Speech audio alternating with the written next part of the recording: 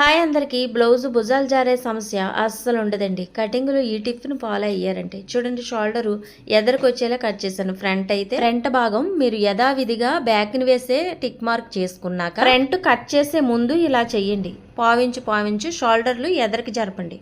Shoulder ఎదరికి జరుగుతుంది. అలాగే మెడను కూడా పావించి తగ్గించండి. చూడండి, ఇలా టిక్ మార్క్ చేసుకున్నాక ఈ షోల్డరు అసలు ఇలా జరిగింది ఎదరికి, చూసారా?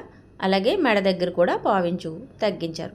దీనివల్ల మీరు బ్యాక్ ఎంత పెద్ద డీప్ మేళ్ళ పెట్టినా భుజాలు జారకుండా ఎదర ఫ్రంట్ మీకు కాస్తుంది అన్నట్టు. యథావిధిగానే సంకలోతును కూడా టిక్ మార్క్ చేసుకుని ఇప్పుడు ఫ్రంట్ని కట్ చేయండి.